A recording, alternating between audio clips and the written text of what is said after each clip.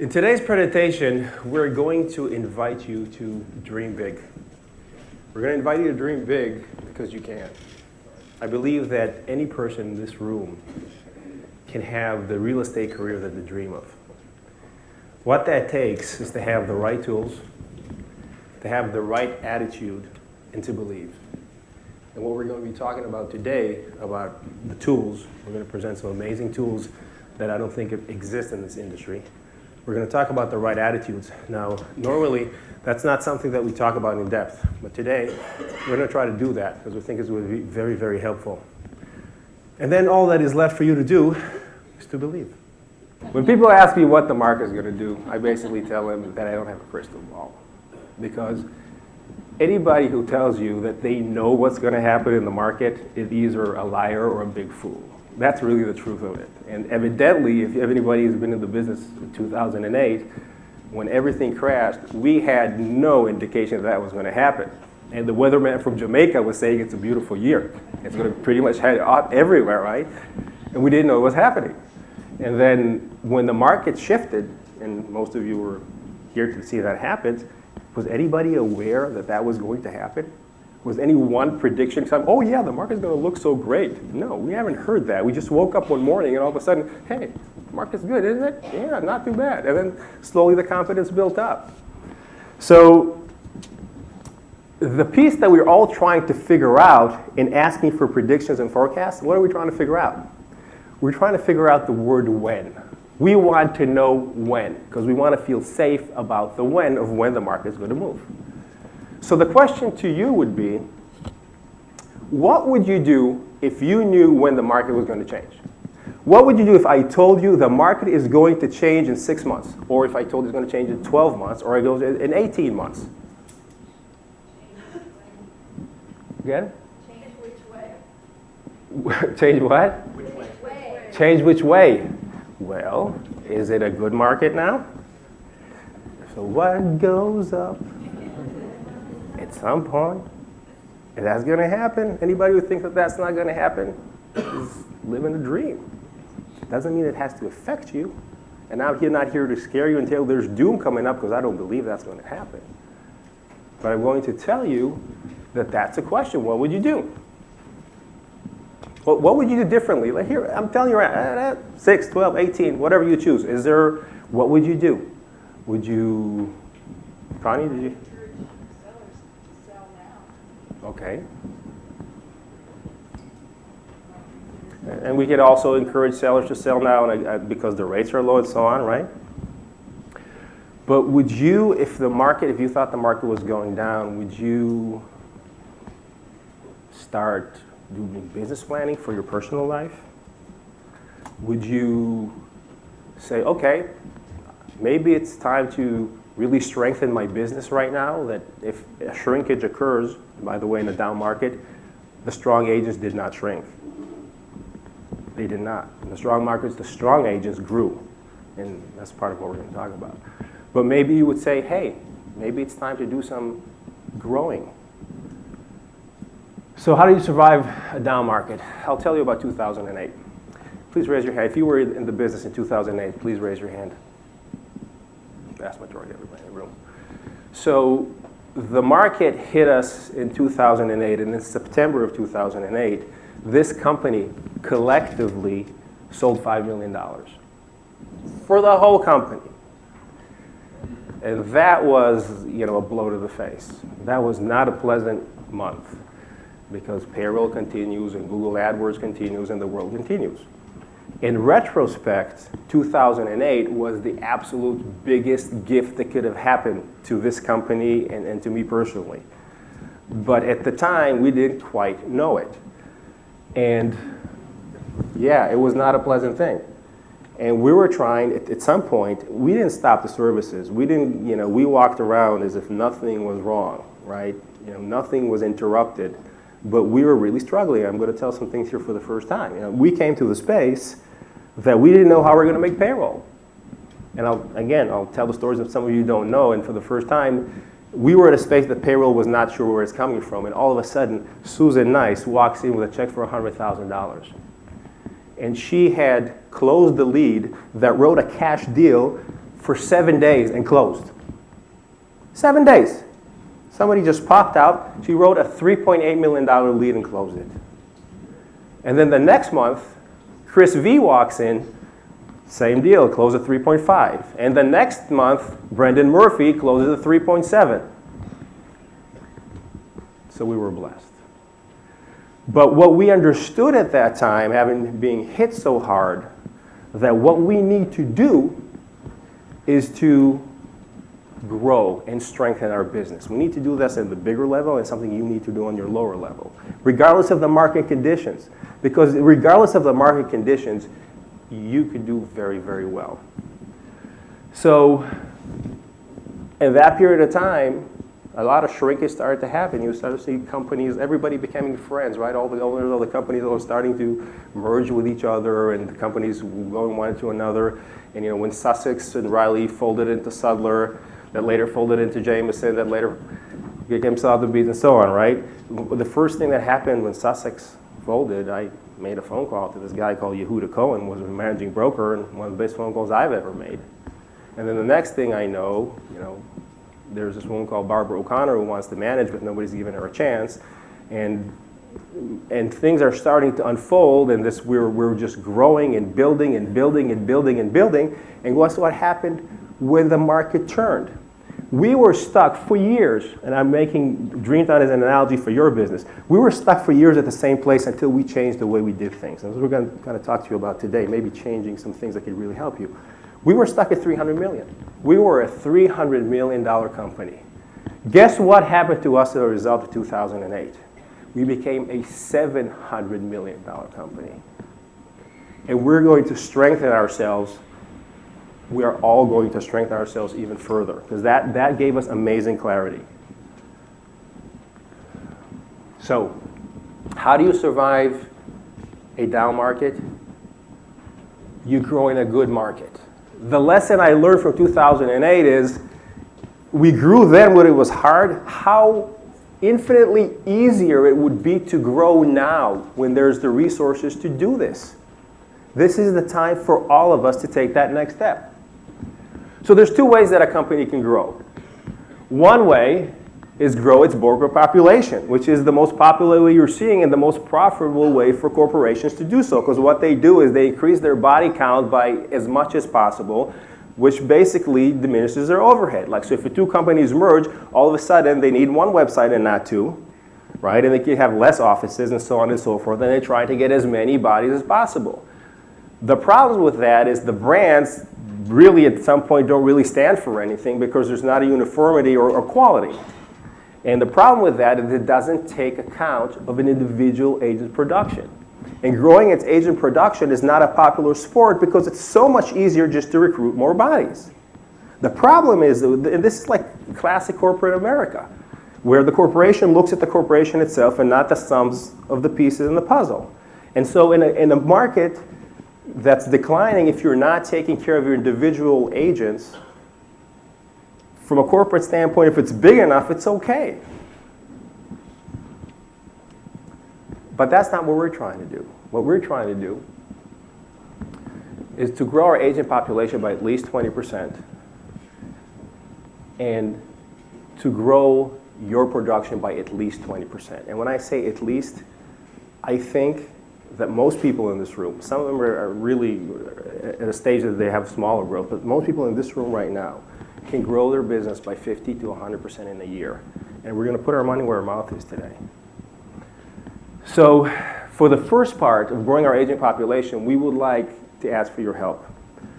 And in looking at what you guys accomplish, and you're truly a special group of people of what you do in this industry. If you're looking at your agent production, need I say more? This is the average. An average in Dreamtown is 10.75 deals per agent. That's almost double than the next competitor. It's 5 times more the other people, and it's quadruple the industry standard. And that's because you guys work harder. You all stand for the same thing. You are all immensely professional, and we grow in a way that is very, very organic. And most people who are here came here because somebody else recommended that they come here. And that, to us, is the best way to keep this brand consistent and really have it what it stands for. I mean, 15% of you are top producers. In car, only 5% get the award, right, industry-wide. This company triples the industry average and is number one in the city. And the stats for units and for top producer are number one in the city every single year. Applaud yourself because you deserve it.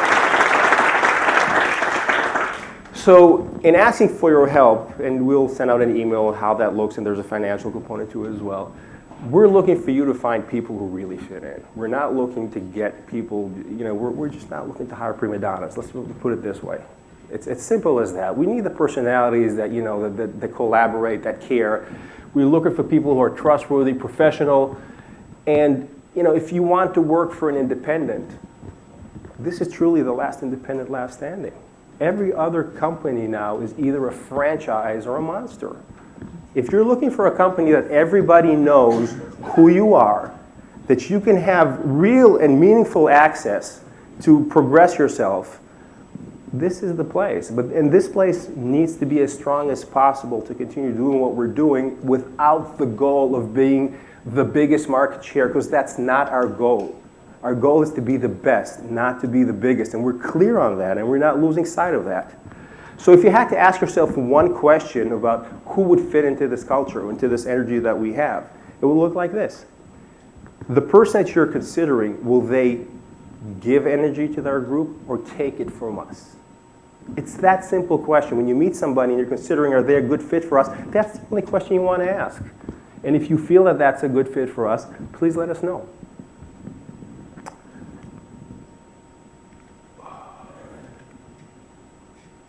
So, how do you grow business? We invest in marketing. That's what we do. And I'm here to suggest to you that anybody who does not invest in marketing cannot have a business. It's as simple as that. I was talking to a new agent in the industry, man who's been doing this for 1 year. And he did $5 million on his first year. Former pharmaceutical guy. I said, well, how do you do it? He says, well, I don't have much of a sphere, and I had to make this work. So I started marketing. I said, well, what are you spending? He says, $1,500 a month. First year in business. Hit $5 million.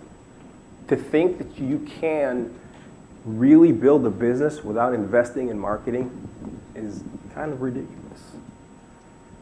And the question many times is, how do I actually do it? And part of what we're going to do today is give you a lot more clarity on that piece, because that's really a non-negotiable piece of the puzzle.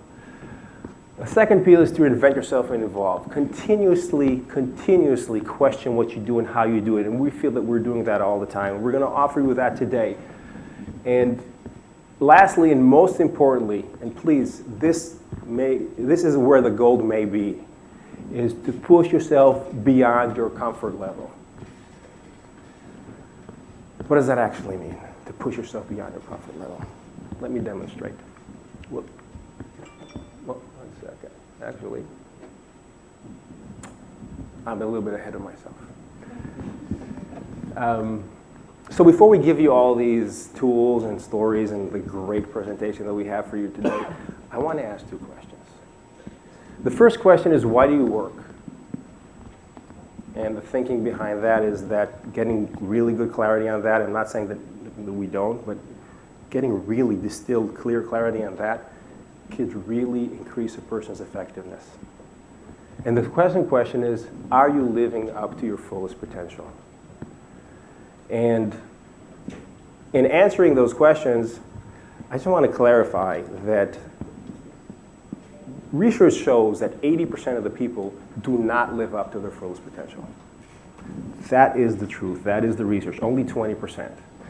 And in speaking about this today, I want to clarify that I'm not speaking from the space that I'm among the 20%. I'm speaking from the space of a person who at some point in life realized that he was not living up to his fullest potential. That was my space. That was my struggle. And in many ways still is. And I'm speaking as someone who understood that fact, looked into what can help me, or what are some characteristics of people who are striving to live a fuller life. And what I'm going to present today is the information that I know. What I share is what I can know, and hopefully if somebody's sharing my feeling, they can live a fuller way of being. And of course, we're trying to translate in some ways to what we're doing here professionally, but this holistic piece, man. We're not like separated professionally from who we are personally. So I'm coming from that space.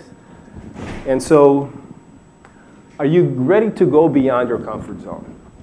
So today, I'm going to talk about that in depth, and I basically committed to embarrassing myself here today. And to make sure that this embarrassment doesn't go away, we got a camera going. So, I'm going to start off with telling you a story about my pink pants, and it goes like this. A few years ago, I went shopping, and I went to H&M. And I was going through the piles of pants, I saw a pair of pink pants. And I noticed my initial reaction, well, actually I didn't notice it initially, my reaction was, what is a pink pants doing on this rack? What? You know, one of those. How dare they put pink pants in my H&M? And then I asked myself the question, what's your problem? What's your deal? Why do you have a problem with the pink pants hanging on the rack over there? So I decided to go beyond my comfort zone. I purchased the pants. And I wore them at the East Bank pool on a Saturday. Now, for those who are not familiar with East Bank, that is the club where ladies on the treadmill are fixing their makeup. That is the club that the pool is a scene to scene, and I walked in with those people on a Saturday. And by God, did I feel the heat. I felt, people were like staring at me, pointing at me, like, look, out loud, look at that guy, right? And I felt in my direct experience, and direct experience is very important when we're doing a lot of this stuff, because that's how I can move forward. I felt in my direct experience hate. I felt hate for being different. And as a person, that was an immensely positive experience for me. It's something that I took with me. And I'm always with it because I know what that feels like in my direct experience. How can you translate that, for example, one of the many lessons is if you feel uncomfortable picking up the phone and calling somebody because that's beyond your comfort zone. Even your clients. This is the number one thing I hear from people. They don't feel working the phone. The phone is the freebie. That's the marketing that doesn't cost, and it's the marketing that's the most effective. And I'm inviting everybody to get out of their comfort zone and make the phone their friend. Because what happens when you do that, everything changes. And we're going to look actually later on why is it that people are out of their comfort zone? Like, for example, you can have a limiting belief that if you're calling somebody as a salesperson, and a salesperson could be perceived as a very negative connotation, because if you're a salesperson, you're ultimately selling something that somebody doesn't want, and there's a whole story that people develop about themselves, which is not true, because really you're amazing at what you're doing, you're providing this great service. And people actually are dying to hear from you, and they love you, and you just have a story, could be. So getting out of your comfort zone is very useful. And just to make sure that if somebody thinks that I haven't embarrassed myself enough right now, I'm going to move further and tell you the story of how I begged for food in the streets. And that goes like that. I went to California and I fasted for a day. Anybody here other than the Jews? Anybody fast here ever? All right. So most of you have not. You do know not what it feels like. So I skipped breakfast, lunch, and dinner. And then the next day in the morning, I was immensely, remarkably hungry. I was starving. And all I wanted was eggs and toast and potatoes. I was dreaming about that.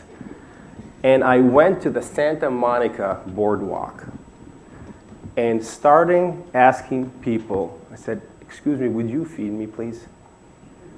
And so I said, this will be easy, I thought to myself. And first I saw 3 girls walking. So I walked straight up to them like this. The idiot that I am. Excuse me, will you feed me, please? And I'm lucky they did not call the police. And then I went on asking people to feed me. And that went on for 6 hours, and nobody would feed me. The only person that offered me something was this old Mexican lady with her grocery bag, and she offered me some of her food, and I wouldn't take it, but that's the only person who would help me. People looked at me, I'm a freak. The last person I talked to was this woman who just ran down and up my body and started to calculate my attire because I didn't change my clothes. And she's like, what are you worth, and what are you asking me for money? And I just walked down the street, I just didn't know what to do. And I'm looking up, I'm a block away, and I see her standing in the light, and there's a Porsche that just pulls up next to her.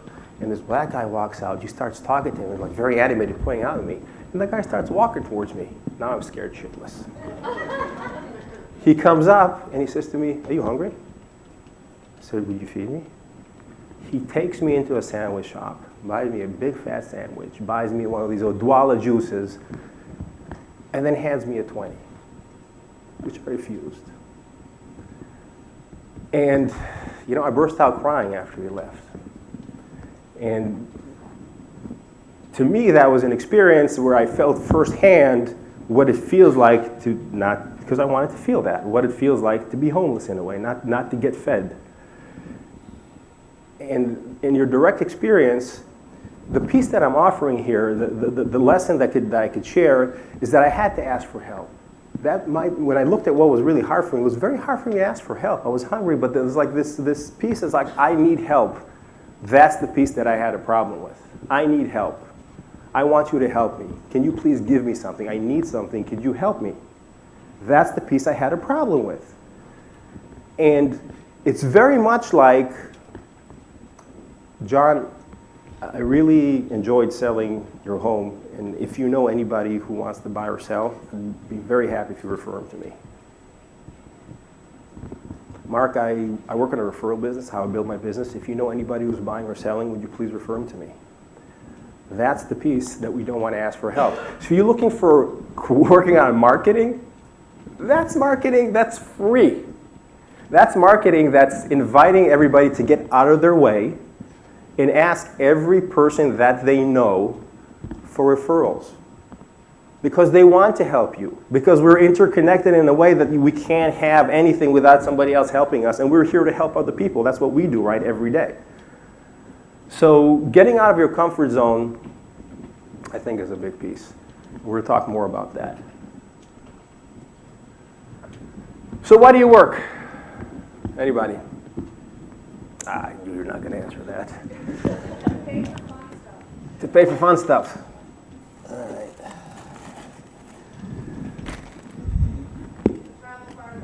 To travel further. To help people. To make money. All right. I brought some accessories. Fresh from the bank.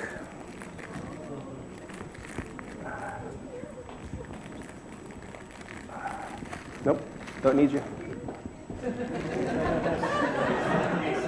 Okay.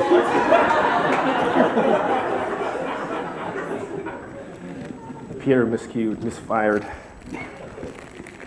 Okay. Money. It feels pretty good to hold this, I have to tell you.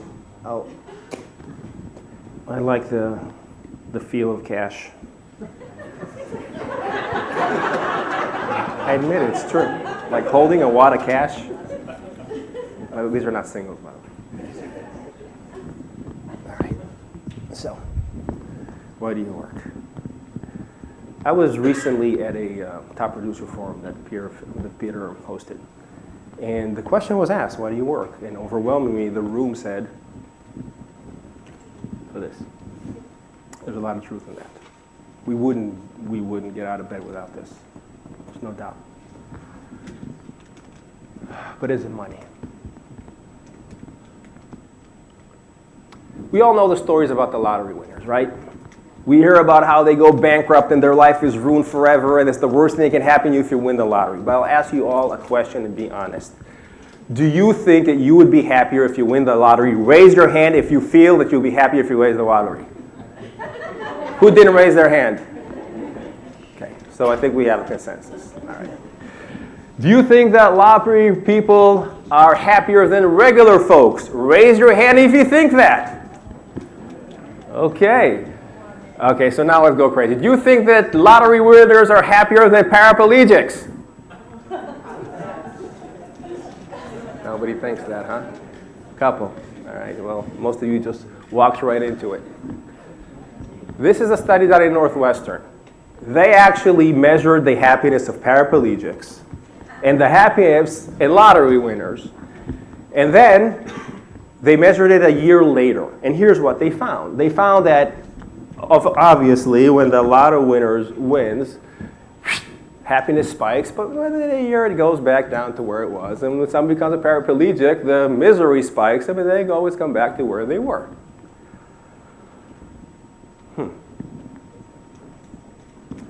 Pete Best. Other than Jim Barkley, I'm assuming that nobody here knows who that man is. And there is no reason for you to know who Jim Best is because Jim Best never became famous. Jim Best was the Beatles' original drummer.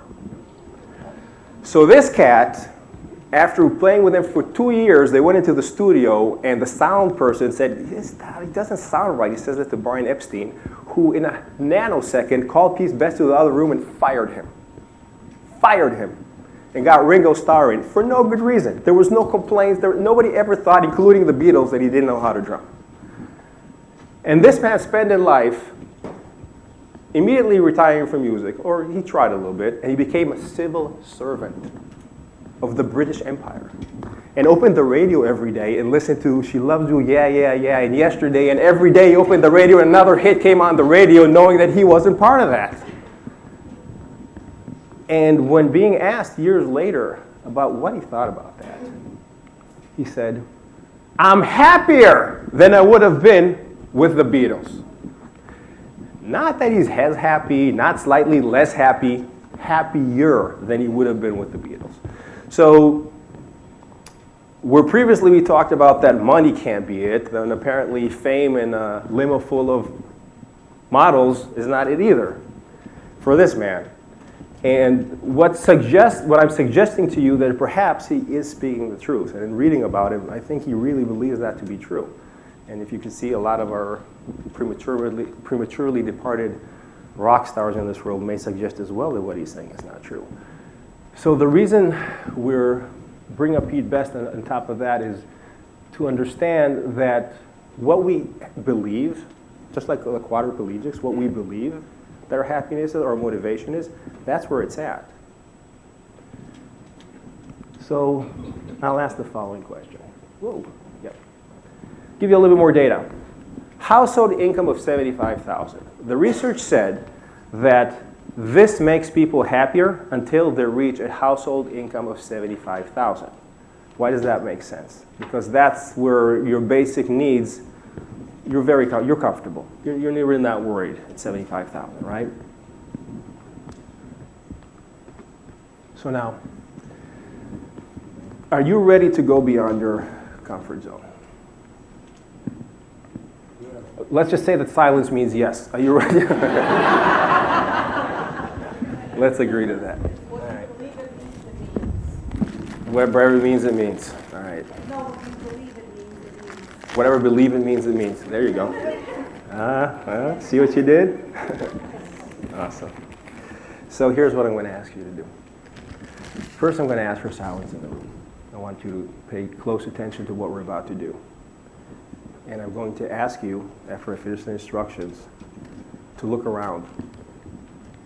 And I want you to lock eyes with somebody that you do not know. I'm going to repeat. I want you to look around the room. Whoa. And lock eyes with somebody that you do not know. I ask for silence. Please keep the silence. I'm asking you, please, seriously. Keep the silence. No, keep the silence. No, do not do it yet. Do not do it yet. No, no, no. After I'm done with the instructions. Yes, yes. Jeez. Okay, so we're going to go. Step one is silence. Silence is going to be essential here. That means that when we give the instruction to go, it means you don't introduce yourself to the person that you choose. You don't talk to that person. You don't depart from the person you're sitting next to. You are, please, complete silence. I'm going to ask you to look around the room, lock eyes with somebody you don't know, and then get up anywhere in the room. Just get up, lock eyes, and then go sit with the person that you don't know in silence. Not a word. Please start now.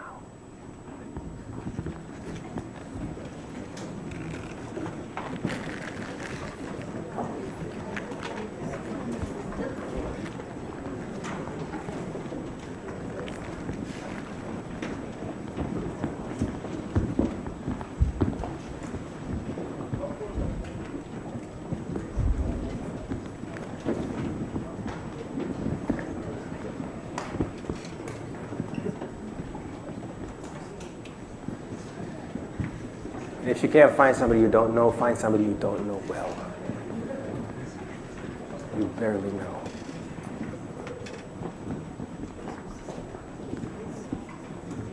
Colin is having a problem because he knows everybody.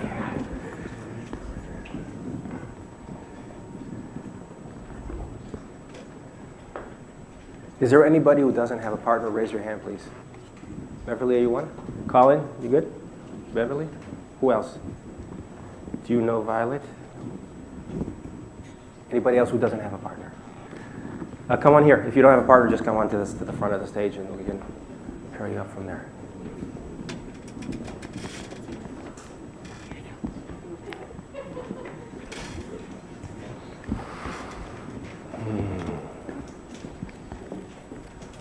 How are you all feeling?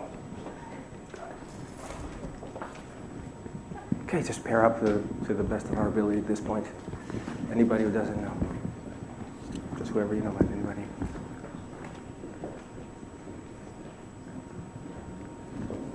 Yeah, we're all set. If there's an odd number, take a trio. If you're the last three.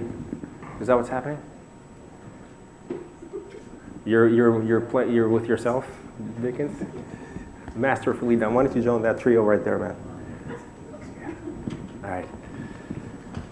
Take your seats, and now I'll ask, we have how many rows? 1, 2, 3, 4. So, 1, 2, 3, 4, 5, 6. I'll ask the managers to step forward, if you will. And these stacks, in case you're wondering what the denomination is, these are 50s. And so we are going to gift you for your capacity and courage of being uncomfortable. And please hand out one to every person in the crowd. Give everybody a 50. Each individual. Each individual, yes. And I want to thank you for your courage and your bravery.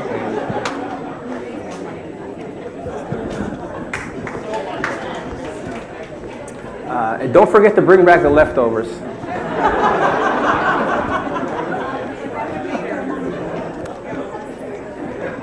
Please maintain the silence, everybody, if you will.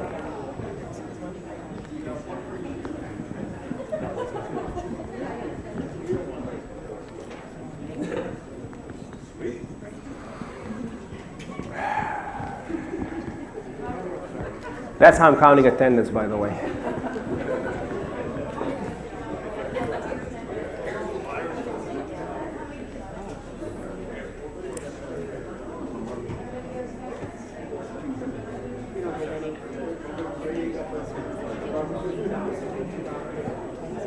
If you do not have a 50, please raise your hand.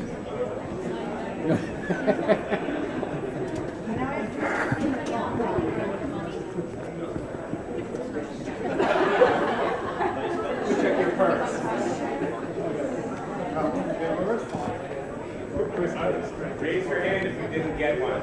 Anybody? Besides David Mitchell, who just raised his hand again. Oh, good. Yeah, we have lunch today. Thank you. Oh, still we got it wide. Nice. Okay. So, thank you. Do you guys want to sit, Colin? You guys want to sit over there? You're with Beverly? I don't know. I don't know who he's with. Are you out of a trio, Colin? Are you out of suit? Oh, you got one. Who's with you? We need one person. We need one-on-one. Okay. Okay, everybody sit up? Thank you. Okay, so please, let's maintain the silence, and I'm going to do a little exercise with you, with your permission. I'm going to ask everybody to sit up straight. Put your legs on the ground, and close your eyes.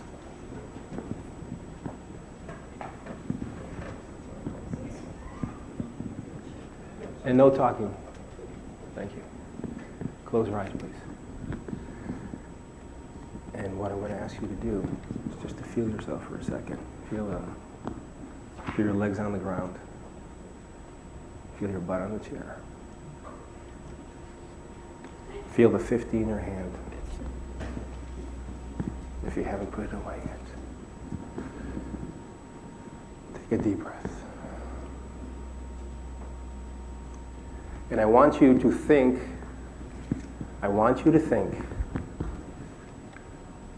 about what you're going to do for yourself with these $50. Think, what are you going to do? What a nice thing are you going to give yourself with these $50?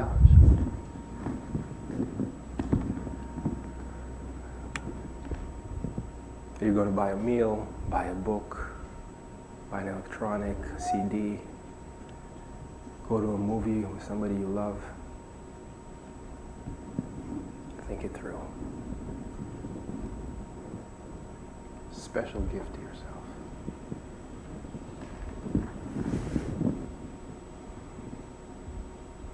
I want you to feel what it feels like to enjoy that gift. Imagine yourself enjoying it. If you're buying food, the taste of it. If you're smoking a cigar with cognac. If you're out in the movie, what does it feel like to be with that person?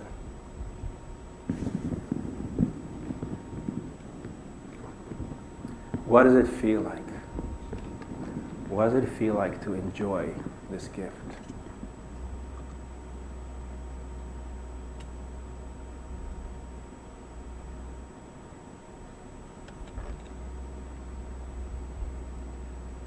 Become familiar with that feeling.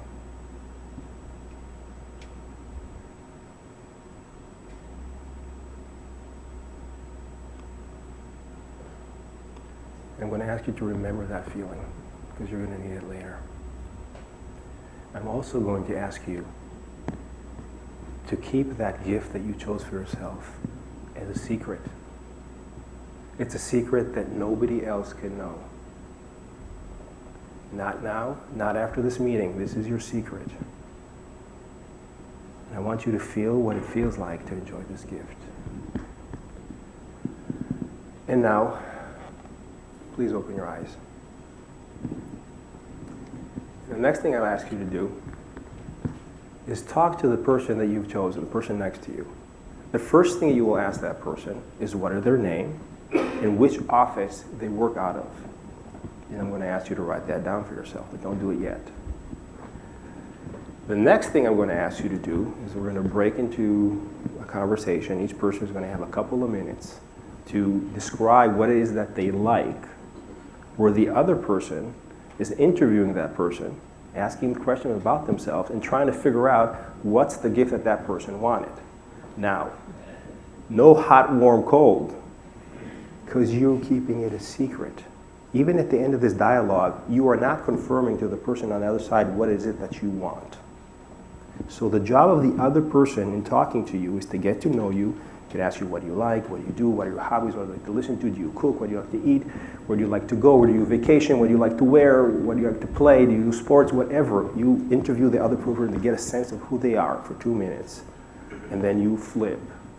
And at the end of that 2 minutes, your job is to come up in your head with what you feel that person would like as a gift, but you're not going to be asked to share it. It's just something for you on the inside to know.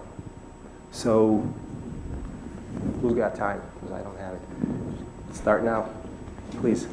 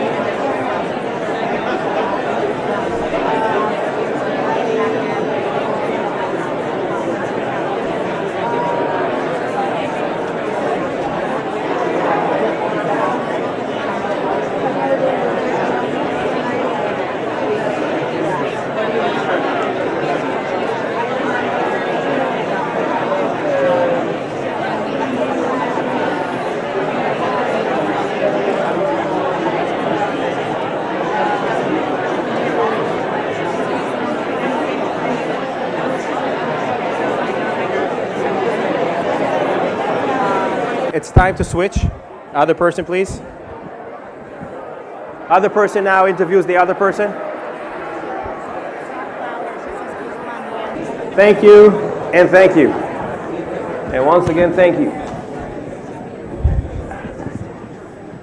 And thank you. Thanks. Okay, so here's the last part of this experiment. You ready? Since you now know the name of this new person, and you know in your mind what you think would make this person happy, your task now is, with the $50 that you were given, to buy a gift to the person you were talking to and deliver it to their office. Or you know what? Deliver it to the office you're at, and we'll do the delivery. I stand corrected. That is your task, and we ask that you complete that by Tuesday, end of the day. So you have like almost a week to do this. And I will ask you a question, if I can have silence, please. I'll ask you a question. One of the things we asked in the first exercise, when you were sitting and feeling that piece that you were going to really treat yourself, what that felt like, I'm going to ask you to keep that feeling that we asked you to remember, and register what that feeling looks like to you. And then when you're going and shopping and delivering and doing that piece and giving that gift to the other person, I'm going to ask you to feel that feeling and know what that looks like for you. And I'm going to ask you, in your direct experience, to make a comparison, whether the feeling of spending the $50 on yourself and what that felt like for you versus the $50 of spending it on the other person, and answer yourself the question, what feels better? I'm going to theorize that it's the second one.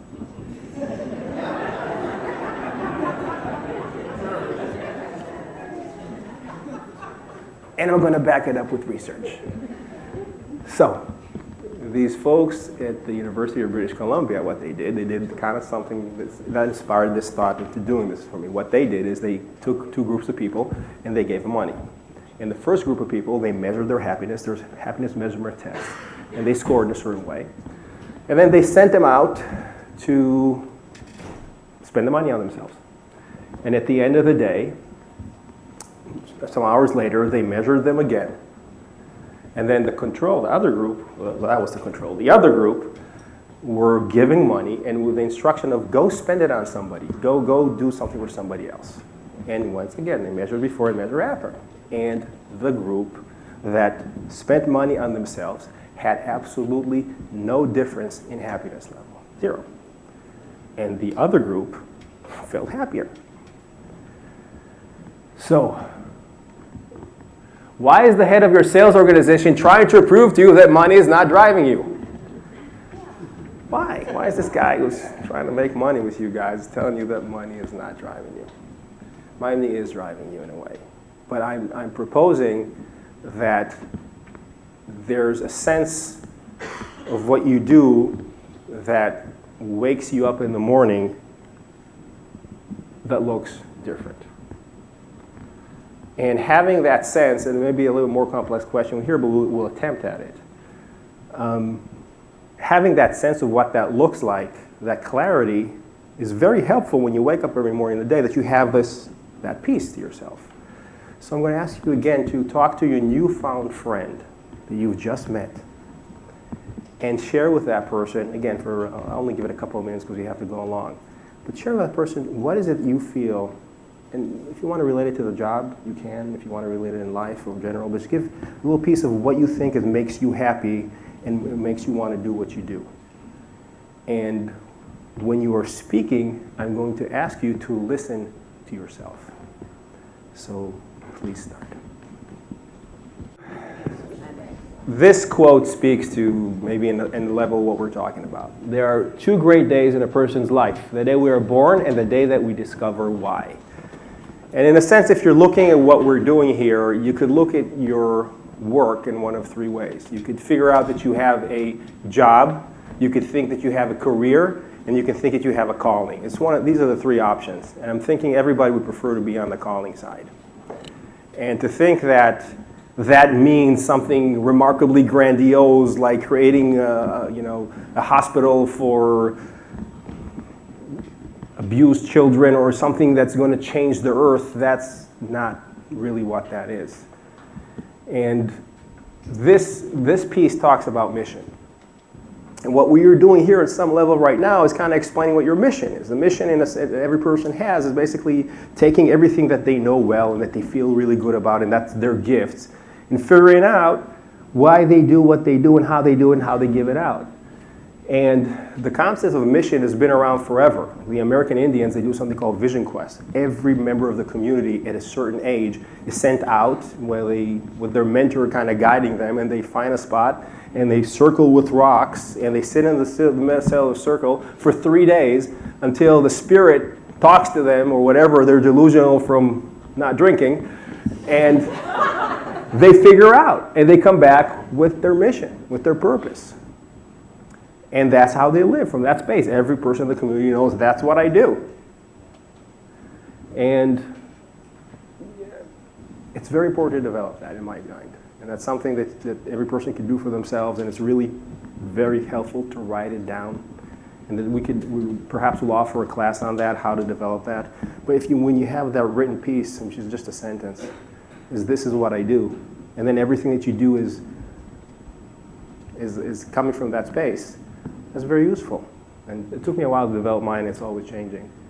Right now, I inspire and advance abundance, transformation, and healing.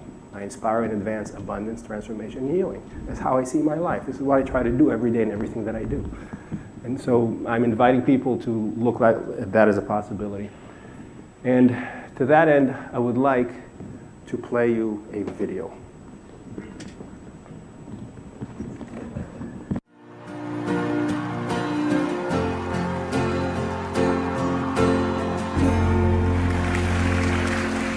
안녕하세요. 네, 안녕하세요. 22살 최선봉이랍니다. 풍기는 외모로 봐서는 지금 무슨 일을 하고 계신지 가늠을 할 수가 없어요. 네, 그냥 막노동하고 있습니다. 네. 새벽에 네. 여기 지원사를 보니까 최성봉 씨 가족상에 아무도 기재가 되어 있질 않아요. 제가 3살 때 고아원에 이렇게 맡겨졌는데요. 5살 때 고아원에서 구타를 맞아가지고 도망쳐 나왔어요. 그러고서는 그럼 어떻게 사셨습니까? 고아원에서 나오셨으면? 5살 때부터 그냥 껌 같은 거 팔면서 바카스나 이런 거 팔면서 그냥 뭐 그렇게 생활을 했고요. 10년 정도. 누군가와 같이 생활을 했나요? 아니요, 혼자. 혼자 5살 때부터. 네. 거의 한 10년 동안 그렇게 살았어요. 자는 곳은 그냥 계단이나 이렇게 화장실, 공동 화장실이나 이런 데서 10년 동안 거기서 이렇게 뭐 하루살이처럼. 공부는 하셨나요? 학교는 다니셨나요? 아니요, 저 초등학교, 중학교 검정고시 맞고요. 학교는 고등학교를 학교를 한 곳에 처음 가봤어요. 대단하시네요. 대단하십니다. 네. 오늘 노래를 보여주실 건가요? 네. 평소에 노래를 즐겨 부르셨나요? 그냥 즐겨 부른다기보다는 하루살이처럼 계속 살았다가 처음으로 좋아했던 게 음악이어서 많이 부르진 못해도 되게 좋게 봐요. 좋아해요. 네. 노래 들어볼게요.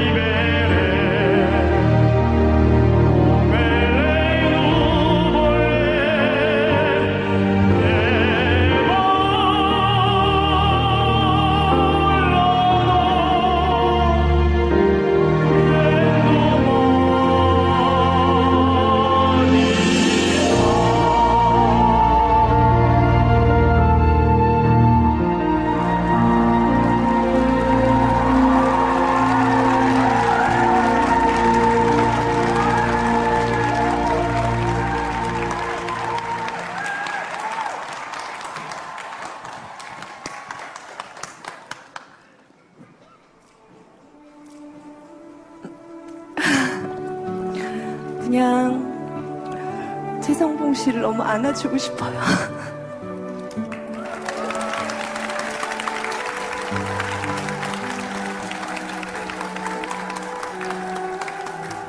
왜 노래하고 싶어요? 제가 어릴 때 좀 많은 사건들이 되게 많았어요. 그러니까 막 어디 팔려가기도 하고 좀 나이트에서 껌 팔면서 이렇게 어떤 사람이 성악하는 걸 봤어요. 근데 나이트는 되게 신나는 노래만 하는데 거기서 나 진지하게 하는 모습에 그 매료가 돼서 그때부터 좋아했어요. 그래서 성악 쪽으로 가고 싶은 거예요? 네. 네. 알겠습니다. 분명히 악기는 그 어딘가 안에 있는 것 같아요. 제대로 배우신 적은 없으시죠? 혼자 그냥 돌아다니면서 마스터 클래스 같은 거 있으면 그냥 가가지고 그냥 듣고 공부하고 그냥 혼자 하고 그랬어요. 네. 여기서 뭐 어떻게 되든 간에 꼭 레슨이 계속 될 수 있도록 어떻게 해드리고 싶네요. 네, 잘 들었습니다. 예, 관객 반응 보셨으면은 얼마나 훌륭한 무대를 만드셨는지 아실 거예요. 잘 하셨습니다.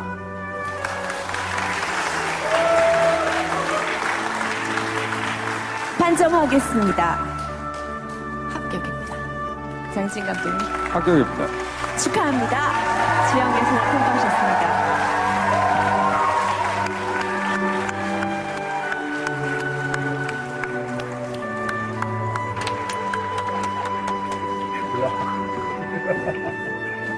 이제 너 응원하는 사람이 수백 명이 넘고 이 방송 나가면 수천 명이 너를 응원할 거고 난리 난다 이제. 너 끝까지 열심히 하면 우리나라에 얼마나 많은 사람들이 이거 알지? 5천만 이상이 더 응원할 거고 더 열심히 하면 내가 볼 땐 65억 이상이 더 응원할 것 같아. 혼자라고 생각하지 말고 파이팅이다 성공아. 너무 잘했어 성공아. 자랑스러워.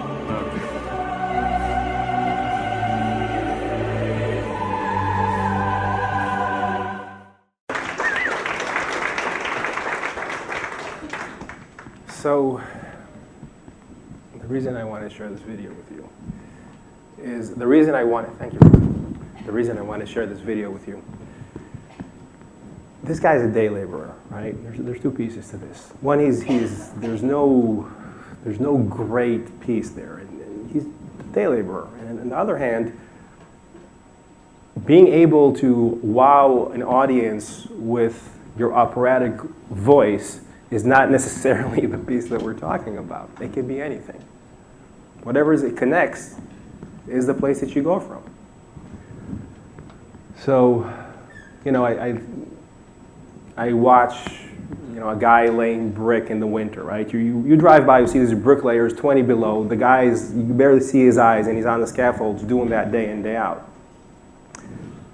You know, and he's feeding his family, and that's a hero, right? A guy driving a bus for 10 hours a day for 40 years. These people, in my mind, have more spirituality in their fingernail than I do.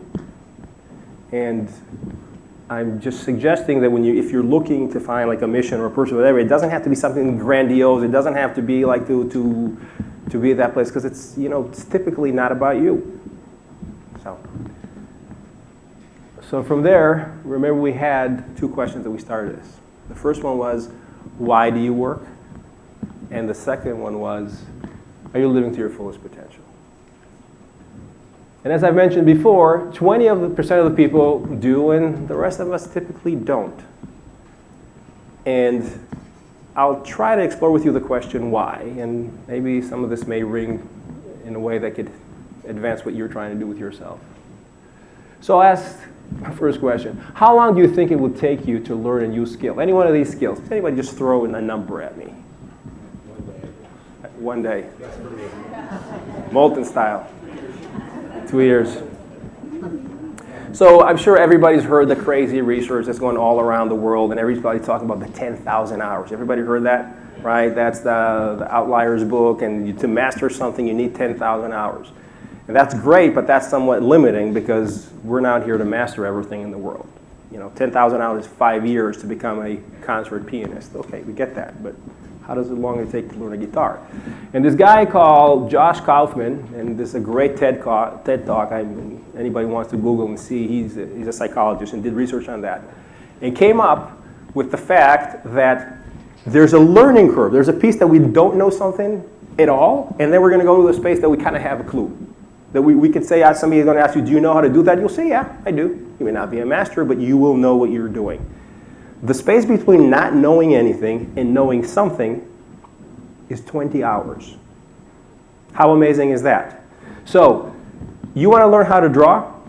If you take a class for 4 hours a day for 5 days, there's a science to this. The proportions, how you draw this, where the ears go, how do you fill in, what goes next. If you want to learn how to do a portrait, Google this stuff. You'll see it all over the place. So Peter wasn't joking when he said 20 hours, because that's a day.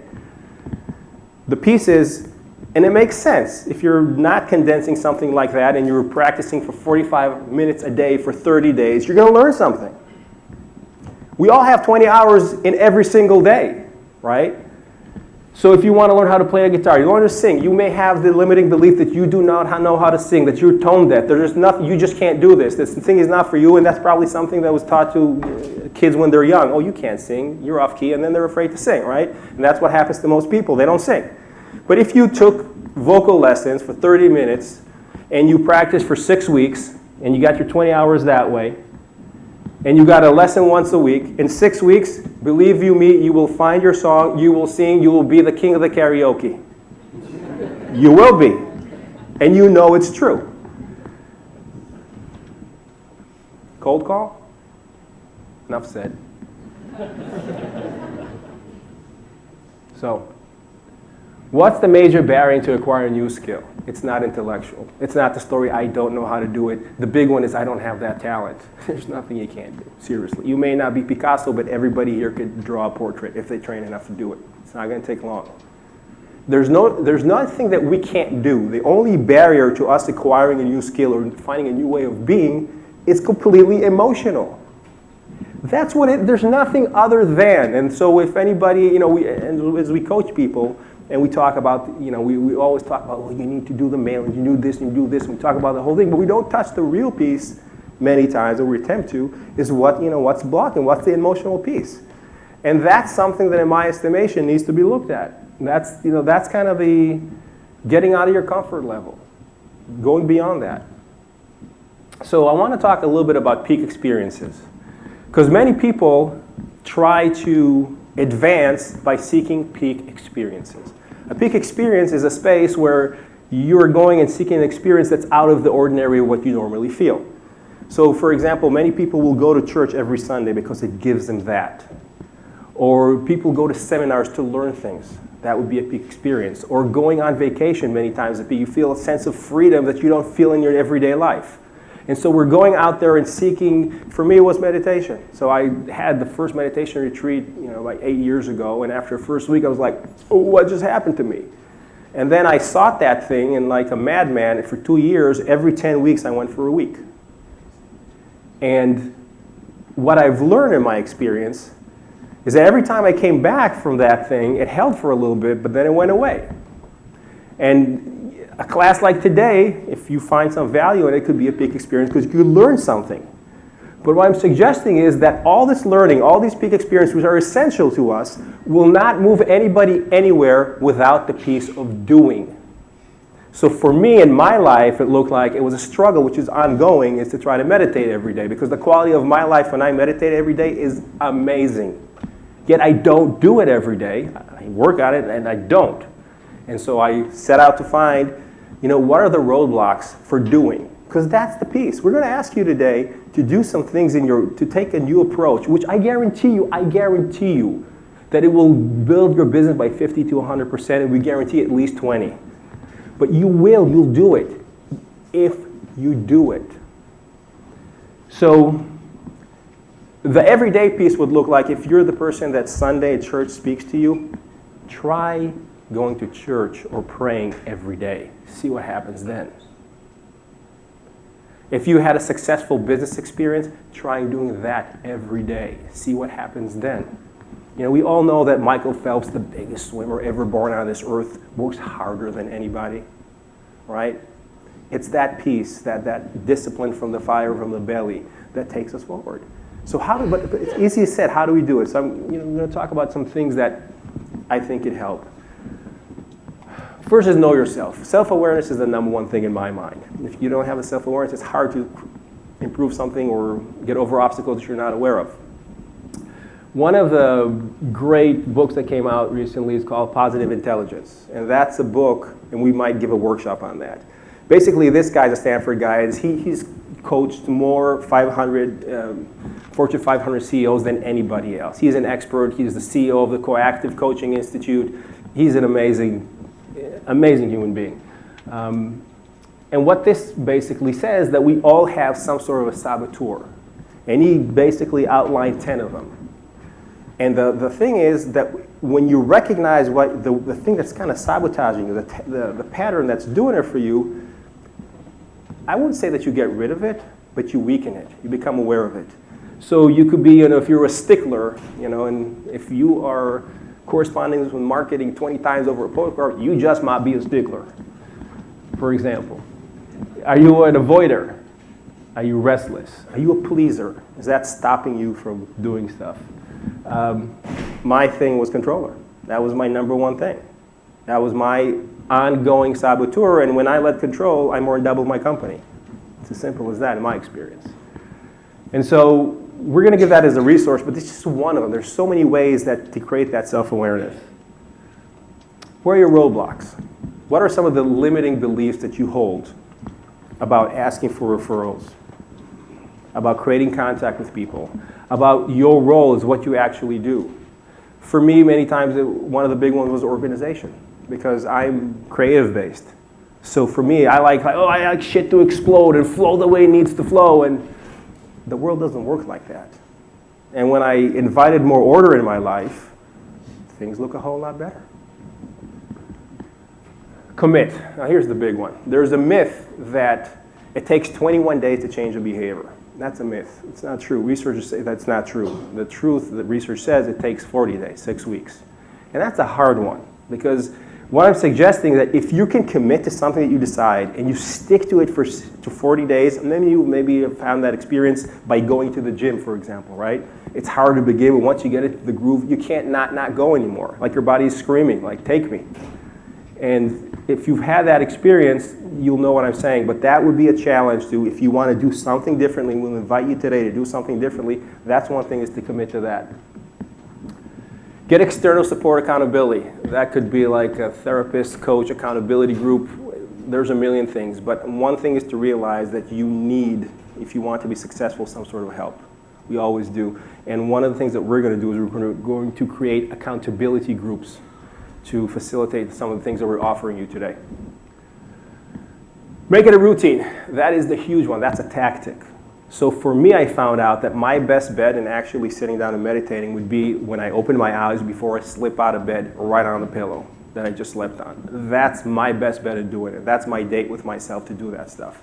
What I'm suggesting to you is, if you want to do a daily activity such as prospecting, for example, put it in your calendar and make this the non-negotiable time. Make a slot, 9 to 10 in the morning, whatever the story you want, make that time, block it in the calendar, and if somebody is calling you and wants to see a property on your time, you are out with a $3 million buyer at that time. That's what you're doing. That time is time that you do not negotiate. There's always something that's going to seem more important, but there really isn't, because you thought this out through very well when you made that time commitment. And at that little moment that you're saying, well, no, I'll just go do this, it's gone. So that's the piece to get over that, just to really pencil in that time and commit to it. The next piece is get a role model. That's another tactic. So basically, if you have somebody that you know who's successful in doing what you're trying to do, kind of getting a feel for that person to emulate sort of what would Jesus do sort of thing is very helpful. So a tactic of doing this, and this might be out there for some people, but it's worth a try if you're thinking you could benefit. Like very similar to the way that we sat here, we kind of imagined what it feels like to feel that gift that you were having. You do it a similar way. If you want to, I'll go to the phone again. If you're not comfortable on the phone. So one way of doing it is kind of closing your eyes and visualizing somebody that you know, because you've seen them in the office, that is on the phone yapping like it's nobody's business. Just calling somebody when instantly you feel that he's making connections, that that person knows how to do this. You can just close your eyes and visualize how that person does that, and then get to know that feeling, and then imagine that you have that feeling. And the piece is, every quality, we all have it, right? We're all angry, we're all sad, we're all stingy, we're all generous, we're all funny, we're all very unfunny. We all have everything. We know what everything feels like. So just to tap into the feeling that you already have that maybe is not as developed as you want it to be is very helpful. And they've been doing this thing in the East for thousands of years. And now psychology is doing the same thing. They're having people imagine a brand new parent in their life. So they visualize a new set of parents, and they visualize how they interact with these parents. And they did a study in over 2 years. People who had really severe attachment issues with their families rewired their entire brain by doing this every day. They rewired completely. So the piece about really, and I know if I sound a little bit out there for you, I apologize, but hopefully somebody will think that this is useful, because I found it useful for me. That's a way that to really overcome some of the roadblocks. And finally, some of the resources that I've been talking, and there's so many, but some of the things that could really help is this book, Positive Intelligence. There's a website, positiveintelligence.com. What they do is they give you, if you don't want to read the book, you might want to read it after you do this, but you can do the test. And it will really break down and explain like what that looks like for you. Another great book is Do What You Are. That one is a Myers-Briggs. Myers-Briggs is probably the most common personality test there is. You administer it to yourself through that book, or you can do a test online. A great book is Happy for No Reason, Marcy Shimoff. The Work by Byron Katie, that's thework.com. This woman teaches how to question your thinking, if you find that useful. And then I couldn't help by noticing David Data, a book for guys. It's really interesting, The Way of the Superior Man, horrible title, but a really good book. And one for women, so basically in his book it's really useful for sales as well, if not for personal. It's a book called It's a Guy Thing, and it's an owner's manual for women. So basically it explains to you what guys are all about, and it's pretty accurate. Okay. So with that, folks, that's all I got. Thank you very much.